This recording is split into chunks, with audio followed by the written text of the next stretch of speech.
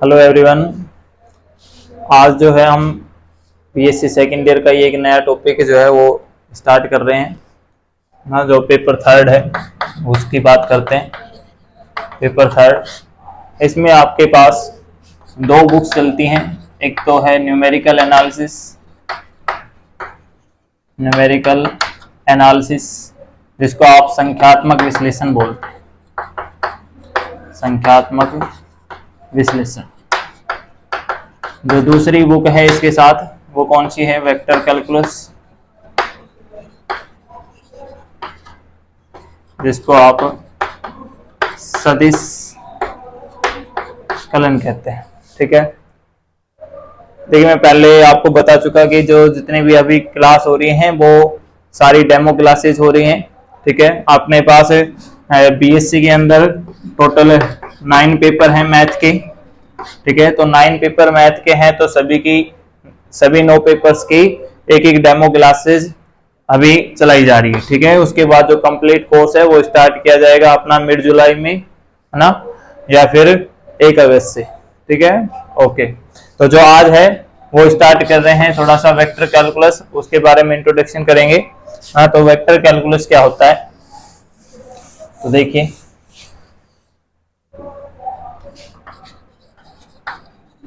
Vector calculus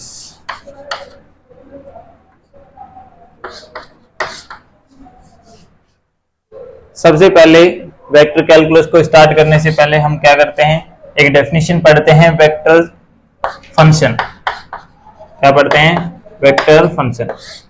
function तो जानते हो, यानी कि फलन जो है वो क्या होता है। आप लोग जानते हैं कि फलन क्या होता है। यदि कोई भी एक का प्रत्येक अवयव, यानी कि आपके पास एक मैप है एफ ए से बी तक, ये क्या कहलाएगा? फलन कहलाएगा। यदि एक का प्रत्येक अवयव बी के किसी यूनिक एलिमेंट के साथ असाइन है तो, ठीक है, या उससे बी के किसी अद्वितीय अवयव के साथ संबंधित है, तो हम इसको क्या कहते हैं? फलन कहते हैं। ठीक है, लेकिन अब बात कर रहे हैं कि वेक्टर फंक्शन क्या होता है ना। तो वेक्टर फंक्शंस की बात कर लेते हैं कि क्या है वेक्टर फंक्शन। तो लिखिए, ए फंक्शन, इसको ऐसे लिख लेते हैं, है ना, ऐसे डिनोट कर लेते हैं। ए फंक्शन, ये नोटेशन जो है वो हम बाद में यूज करेंगे। A function F T is said to B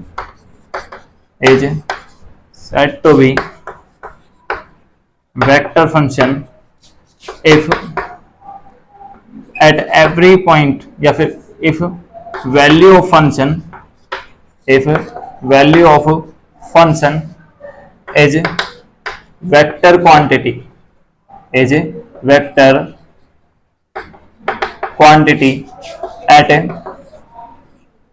every point of the domain,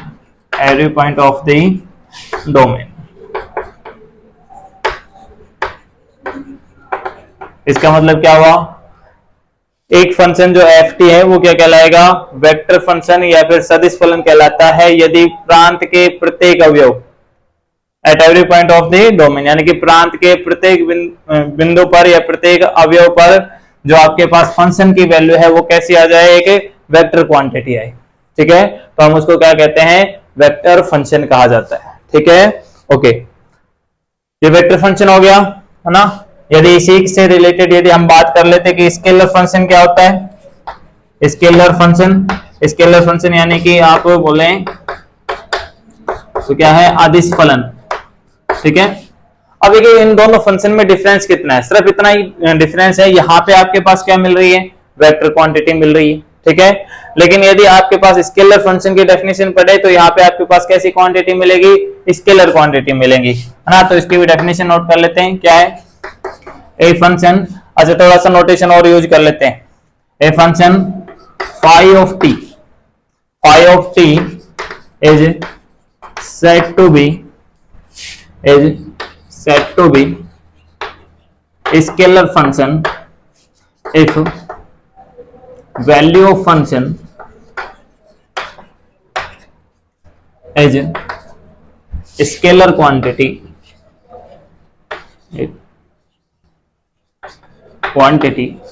at every point of its domain,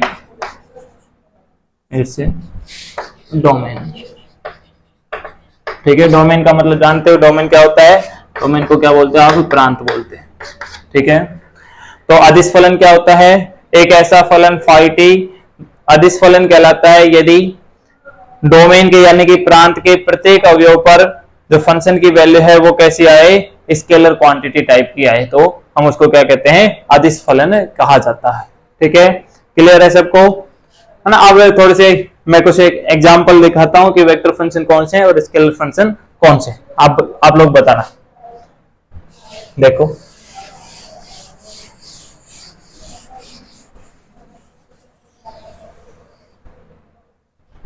एक फंक्शन लिखा, suppose that sine T I cap cos T J cap.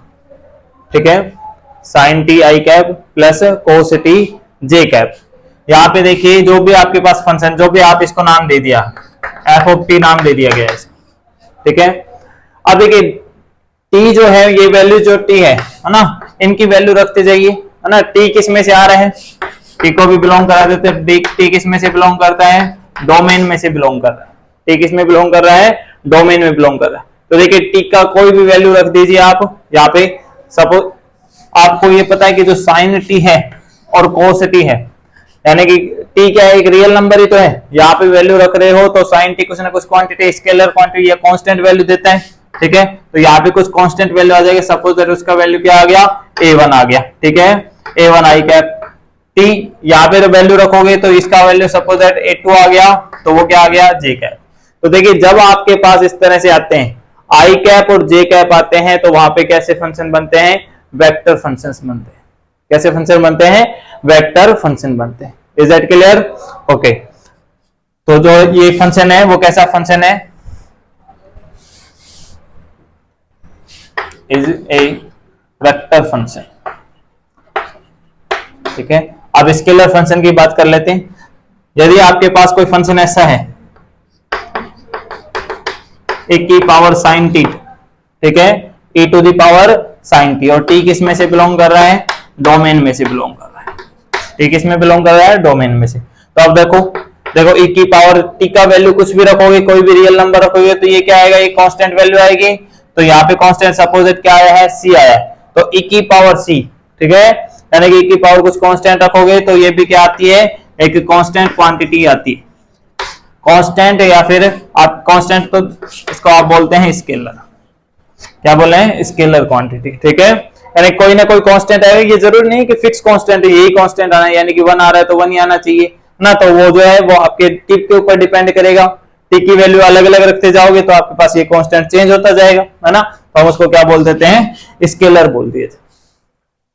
Clear है ये सबको? Okay, तो आपने क्या पढ़ लिया कि वेक्टर फंक्शंस क्या होते हैं? एक तो क्या पढ़ा है अभी आपने? Vector function. दूसरा क्या पढ़ा है? स्केलर फंक्शन पढ़े। ठीक है, अब एक नई टर्म्स पढ़ते हैं जिसको आप क्या बोलते हो? Constant vector function. अब वेक्टर फंक्शंस के ही थोड़ा सा वेक्टर फंक्शन है, इसी के टाइप्स पढ़ते हैं, है ना। तो इसके दो टाइप्स हैं। पहला तो आपके पास constant vector function, constant vector function, जिसको आप क्या बोलते हो? आचार सदिश फलन। आचार सदिश फलन। ठीक है, दूसरा जो आपके पास आता है variable constant function, variable vector function, vector function, जिसको आप क्या बोलते हो? चर सदिश फलन। चर सदिश फलन। वैसे हम जो है चर सदिश फलन ऐसा कुछ यूज नहीं होता है, सिर्फ कांस्टेंट को थोड़ा सा अलग दिखाने के लिए ना, इसके जो फंक्शन है वो किस तरह से दिखाई देते हैं वो अभी मैं आपको दिखा दूंगा। यहाँ पे वेरिएबल वेक्टर फंक्शन इसलिए यूज कर लिया गया है कि जो ये फंक्शन है, केवल जो अभी आपने फंक्शन देखा था ना, आपने ये वाला function sine T I cap cos T J cap, यानी कि यहाँ पे आपके पास फंक्शन आ रहे हैं। यहाँ पे क्या आ रहे हैं? वेरिएबल फंक्शन आ रहे हैं। ठीक है, तो इसलिए इसको चर सदिश फलन कहा जाता है। क्लियर है? अब देखिए किस तरह के होते हैं। कांस्टेंट वेक्टर फंक्शन क्या होता है? कोई एक ऐसा वेक्टर फंक्शन कोई एक ऐसा वेक्टर फंक्शन है ना जिसका आपके पास जो यहाँ पे ये वैल्यू रख रहे हो, suppose that a1i cap, a2j cap, a3k cap. यदि आपके पास a1, a2, a3 यदि ये कांस्टेंट वैल्यू है, ये कैसी वैल्यू है? कांस्टेंट वैल्यू है, ठीक है, तो इसको क्या बोलते हो? अचर सदिश फलन बोला जाता है। क्या बोला जाता है? अचर सदिश फलन। देखो कैसे, फॉर एग्जांपल यदि आपके पास कोई एक फंक्शन आ गया जिसको आप इस तरह से डिनोट कर रहे हो, सपोज ये है 3i cap plus 2j cap minus 5k cap, ठीक है।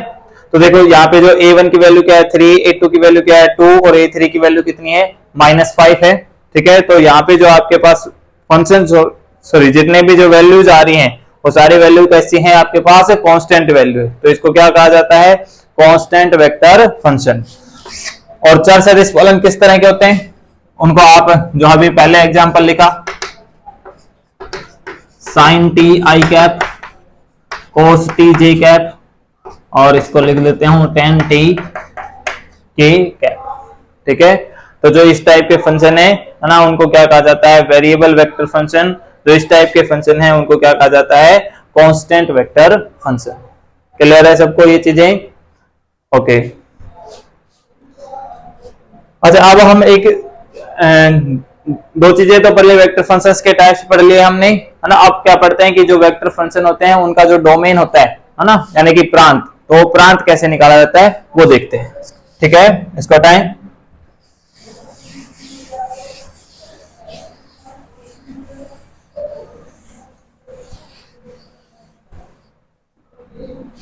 क्या पढ़ रहे हैं? Domain, domain of vector function, domain of vector function, या फिर कह सकते हैं सदिश फलन का प्रांत।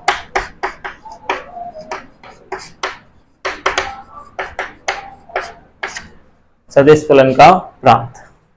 तो देखिए वो क्या होता है, लेट f ऑफ t, और जो वेक्टर क्वांटिटी है वेक्टर फंक्शन है उसको डिनोट कैसे किया जाता है? इस डायरेक्शन से डिनोट किया जाता है, f of t, let f of t is equal to, आप इसको ऐसे लिख लेते हैं u1t i cap plus u2t j cap plus u3t k cap be a vector function then, and इसके साथ ये और लिख लेते हैं, and d1, d2, d3 are the domain of u1t, u2t and u3t respectively. Then domain of f vector t is intersection of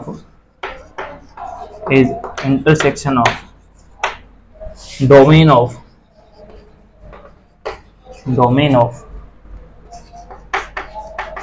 ये function ही है ना, ये कैसे है? फंक्शन है, तो आप लिख सकते हो domain of functions u1t, u2t, u3t, ठीक है। यानी कि आपके पास ये एक वेक्टर फंक्शन है ना, और d1 इसका डोमेन है, d2 इसका डोमेन है और d3 इसका डोमेन है ना। तो इस फंक्शन का जो डोमेन डिनोट किया जाएगा वो क्या डिनोट किया जाएगा? इन सब का डोमेन का इंटरसेक्शन, यानी कि इसको आप ऐसे लिख सकते हो डोमेन ऑफ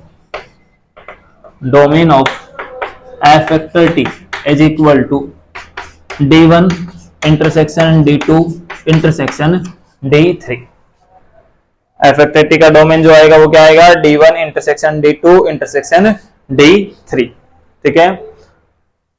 तो ये हिंदी में बोलेंगे, तो देखो क्या है, माना f vector t u1t i cap plus u2t j cap plus u3t k cap एक सदिश फलन है तथा D1 D2 और D3 U1 U2 तथा U3T के क्रम से प्रांत हैं, तब फंक्शन या vector function F vector T का जो प्रांत है वो क्या होता है, इंटरसेक्शन क्या बोलते हो आप, अंतर्विष्ट बोलते हैं। क्या बोलते हैं? अंतर्विष्ट। ठीक है, इंटरसेक्शन। तो इनके डोमेन जो D1 D2 D3 का इंटरसेक्शन जो होगा वही क्या कहलाएगा, किसका डोमेन कहलाएगा? एफ वेक्टर टी का डोमेन कहलाएगा। क्लियर है ये सब चीजें? ओके, है ना। आप देखते हैं कि किस तरह से निकाला जाता है डोमेन। तो एक एग्जांपल लेकर के चलते हैं, है ना, उसका डोमेन क्या होगा वो देखते हैं। देखो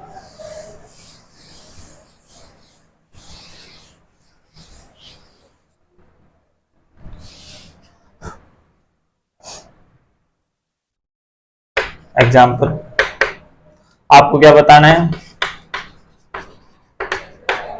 domain of F vector T is equal to e की power t I cap plus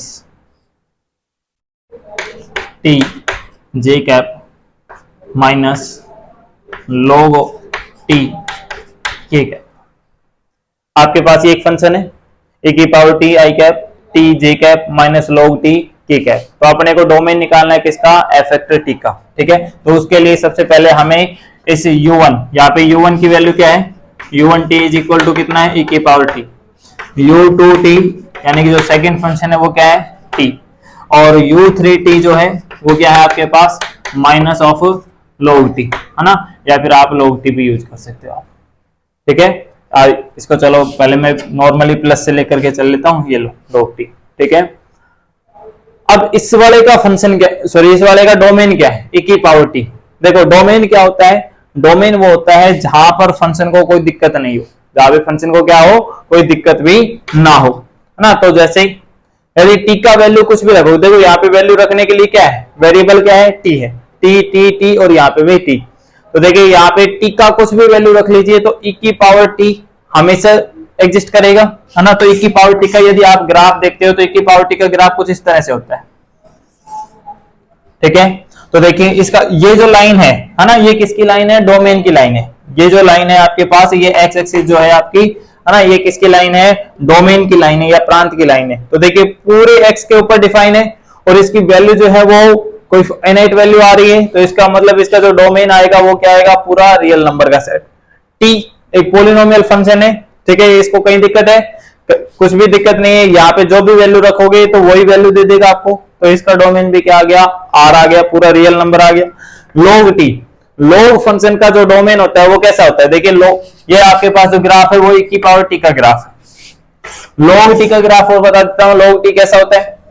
log t इस टाइप के होते हैं। ठीक है, ये आपका e बेस पे मान लीजिए, किस बेस पे है? ये e बेस पे। ठीक है, तो ये आपके पास किसका फंक्शन, सॉरी किसका ग्राफ है? ये आपका ये log t का ग्राफ है।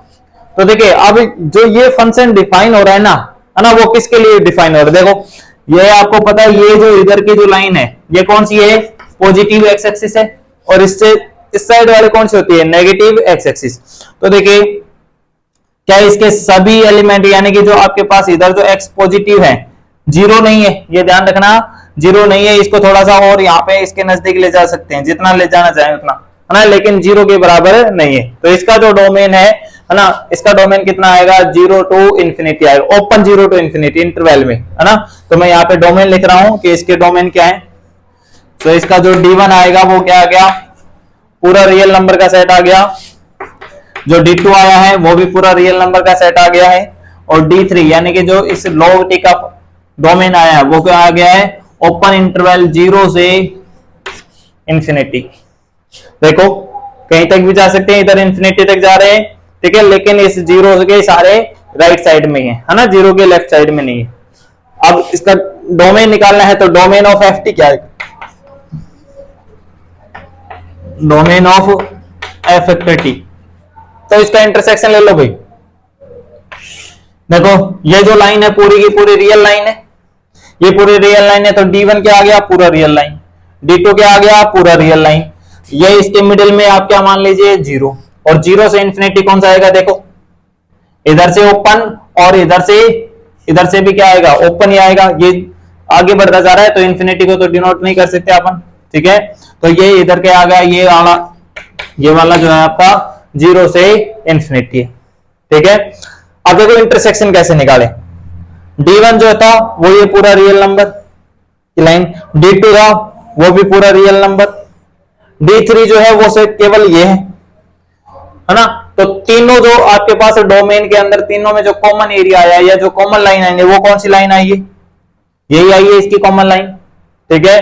तो इसका जो डोमेन ऑफ एफेक्टिविटी आ गया वो क्या आ गया आपका, 0 से ओपन इंफिनिटी, ठीक है। Open 0 to open infinity, clear है सभी को। तो इसको क्या कहा जाता है, domain of vector function, clear है भाई सबको, हटा देंगे, ओके।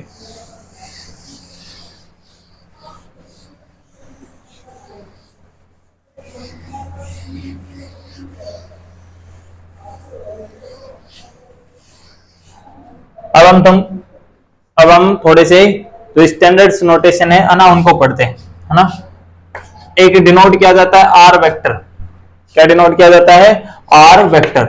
इसको आप लिखते हो एक्स आई कैप वाई जे कैप प्लस जेड के कैप। इसका मतलब क्या है, एक्स एक्सिस के अंदर तो कितने यूनिट जा रहा है, एक्स यूनिट जा रहा है, ठीक है। वाई एक्सिस के डायरेक्शन में कितना है, वाई यूनिट है। जेड डायरेक्शन में कितना यूनिट है, जेड यूनिट है। यानी कि आपके पास ये 3 डायमेंशन शेप है, ठीक है।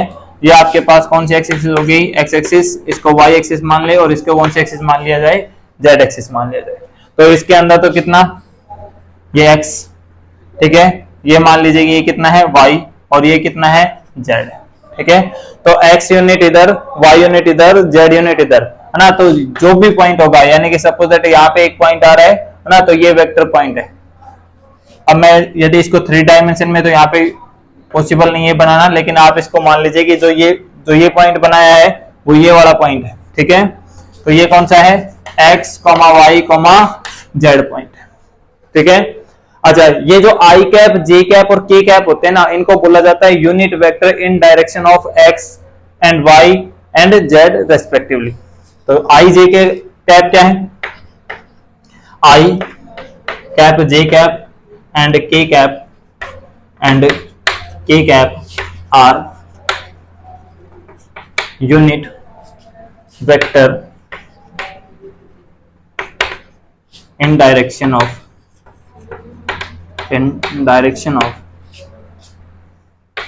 x, y and z axis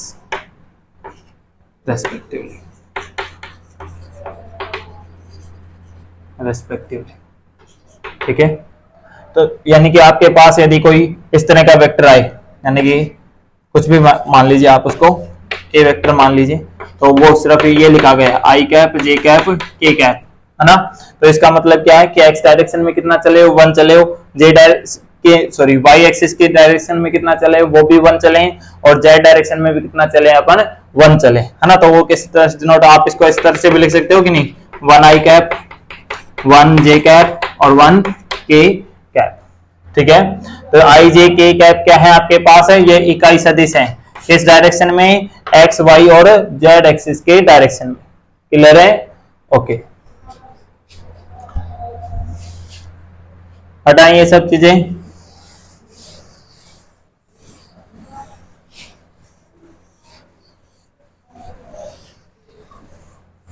अब एक नई टर्म्स पढ़ रहे हैं, मैग्नीट्यूड। क्या पढ़ रहे हैं, मैग्नीट्यूड, जिसको क्या बोलते हैं आप, मापांक बोलते हैं या परिमाण बोलते हैं। क्या बोलते हैं आप, परिमाण बोलते हैं। Magnitude of vector function,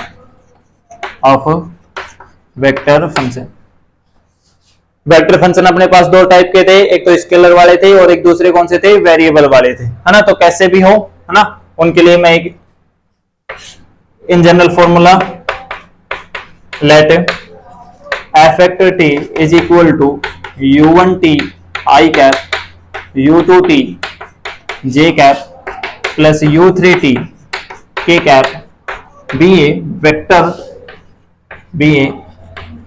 vector function, then its magnitude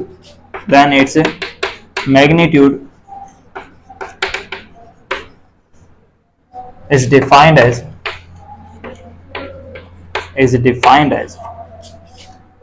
a root of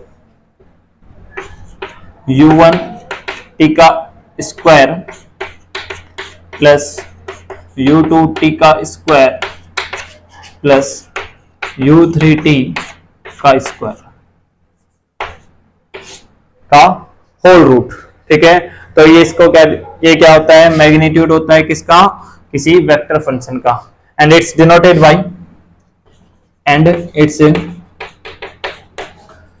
bye इसको डिनोट कैसे किया जाता है, डिनोट किया जाता है इसको मोड लगा करके, mod of F vector T. तो अपने पास क्या हो गया, अर्थात that is mod of F vector T is equal to root of u1 square. अब ये फंक्शन यही है अपना u1 t है ना, u1 स्क्वायर, चलो इसको ऐसे लिख देता हूँ, u1 square t u2 square t plus u3 square t।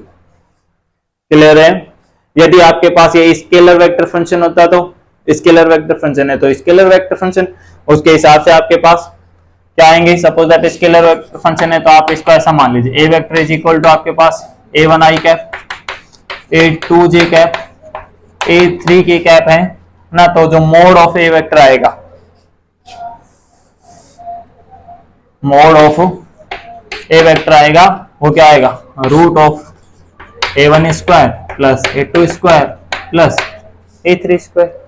ठीक है, तो ये स्केलर वेक्टर फंक्शंस का मैग्नीट्यूड हो गया, ये vector valued function, sorry variable vector functions का मैग्नीट्यूड हो गया। क्लियर है ये सबको। ठीक है, तो इसको क्या बोला जाता है, मैग्नीट्यूड, परिमाण बोला जाता है। ठीक है, ओके। नेक्स्ट टर्म है, इनको थोड़ा सा ऐड करना सिखाते हैं कि जो आपके पास फंक्शन होते हैं है ना, वेक्टर फंक्शन जो होते हैं उनको ऐड कैसे किया जाता है। ठीक है, तो दोनों ही टाइप के देखो, फॉर एग्जाम्पल इसमें ऑपरेशन लगा देते हैं। कौन सी ऑपरेशन है, addition of vector functions, addition of vector function. तो देखिए मैं इन जनरल बात कर लेता हूं पहले तो, है ना। F vector T is equal to, suppose that u1 t i कैप, u2 t j cap, u3 t k cap. And दूसरा फंक्शन मान लेते हैं g वेक्टर t, जो किस टाइप के हैं वो इस तरह से मान लीजिए, v1 t i cap, v2 t j cap plus v3 t k cap. ठीक है, then it's addition, then it's addition F vector T plus G vector T. वो कैसे आएगा, देखिए जो आई कैप है, यानी कि जो एक्स डायरेक्शन में या एक्स एक्सिस के डायरेक्शन में जो भी फंक्शन है वो ऐड हो जाएंगे, वाई डायरेक्शन वाले वाई डायरेक्शन के साथ ऐड होगा और जेड डायरेक्शन वाले जेड डायरेक्शन के साथ ऐड होंगे। तो यहां से आपके पास क्या आएगा, ऐसा आएगा u1 t plus v1 t I cap plus u2 t v2 t j cap plus u3 t plus v3 t of k cap. तो जो ये आपके पास क्या है, ये एडिशन है। अच्छा, यदि इसी का ये सबट्रैक्शन होता तो, यानी कि घटा होता तो इसका, यानी घटाते कैसे हैं, तो घटाने यानी कि एंड सबट्रैक्शन आल्सो। सबट्रैक्शन कैसे डिफाइन करते हैं आप इसका, सबट्रैक्शन ऐसे डिफाइन कर लेते हैं, F vector T minus G vector T is equal to, कैसा आता है, u1 t माइनस v1 t I cap plus u2 t plus sorry minus v2 t j cap plus u3 t minus v3 t k cap. ठीक है, इस तरह से ये आपके पास एडिशन है और ये क्या है आपका सबट्रैक्शन है। ठीक है, और जो हम इसके मल्टीप्लिकेशन, एक ऑपरेशन और यूज करते हैं वो क्या है, मल्टीप्लिकेशन। यानी कि मल्टीप्लाई कैसे किया जाता है ना। तो आपने पास मल्टीप्लिकेशन जो मिलेंगे वो थोड़े कुछ वेरियस टाइप के मिलेंगे, थोड़े से कुछ अलग अलग टाइप के। यानी कि जब वेक्टर का किससे मल्टीप्लाई किया जाए, वेक्टर का मल्टीप्लाई वेक्टर से ही किया जाए, है ना। एक ये मिलेगा, एक आपको मिलेगा कि स्केलर का मल्टीप्लाई वेक्टर के साथ किया जाए, दूसरा आपको मिलेगा कि किसी कांस्टेंट का मल्टीप्लाई वेक्टर के साथ किया जाए, तब क्या होगा, ठीक है। तो ये तीन टाइप के, वेक्टर का वेक्टर से मल्टीप्लाई, स्केलर का वेक्टर से मल्टीप्लाई और कांस्टेंट का वेक्टर से मल्टीप्लाई, है ना। तो ये अपने पास है, इनको हम नेक्स्ट क्लास में देखेंगे, ठीक है। तो एडिशन ऑफ वेक्टर समझ में आया कि वेक्टर्स का जो है वो एडिशन कैसे किया जाता है, ठीक है। एग्जाम्पल देखना है तो आप एग्जाम्पल देख सकते हो, देखो कैसे, इसको मैं नहीं रफ कर रहा हूं ना, यहाँ पे लिख रहा हूं, F vector T is equal to T I cap minus T square J cap plus sine T K cap. और जो जी वेक्टर टी है आपका वो कैसे डिनोट किया गया है, इसको लिख लेते हैं log T I cap plus के टी स्क्वायर जे कैप लिख देता हूं, और इसको लिख दिया आपने tan टी के कैप, ठीक है। तब इसका जो एडिशन है वो कैसे डिनोट किया जाएगा, F vector T plus G vector T is equal to, देखिए यहाँ पे टी है, ये इसके साथ ऐड होगा तो क्या बनेगा, टी प्लस log टी, और यहाँ पे क्या आ जाएगा आई कैप, ये क्या है minus T square plus T square, दोनों को ऐड करोगे तो क्या आ जाएगा 0 जे कैप, ये क्या आएगा आपके पास, ये आएगा sine T plus ten T, और इधर क्या है आपके पास के कैप।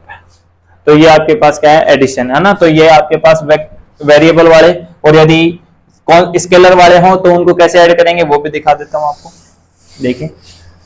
बस ये करके फिर क्लास को खत्म करते हैं। आपके पास फर्स्ट एग्जांपल, हाँ second example, let A vector is equal to 3i cap plus 10 J cap minus 25 K cap, ये है। और बी वेक्टर जो है आपके पास वो क्या है 27i कैप माइनस 33 जे कैप प्लस 17 के कैप, ठीक है। तो इनको कैसे, ए वेक्टर प्लस बी वेक्टर जो निकाला जाएगा वो कैसे निकलेगा, इनको ऐड कर लो तो ये कितना आ गया 27 प्लस 3 कितना हो गया 30i कैप, इन दोनों को करोगे तो कितना आएगा माइनस 23 जे कैप, और ये इन दोनों को ऐड करोगे तो कितना आ जाएगा माइनस के 8 के कैप आ जाएंगे, ठीक है। तो ये एडिशन ऑफ वेक्टर फंक्शन है, ठीक है, क्लियर है। Thank you for watching and support करने के लिए आप, यदि आपको क्लास पसंद आई हो तो इसको लाइक कीजिए, है ना, चैनल को सब्सक्राइब कर दीजिए और अपने दोस्तों के साथ शेयर कीजिए ना, तो ताकि ज़्यादा से ज़्यादा अपने पास स्ट्रेंथ हो, है ना, और ज़्यादा से ज़्यादा जो लोग हैं ना उन तक ये फ्री क्लासेज पहुंच सके। Okay, thank you very much, bye.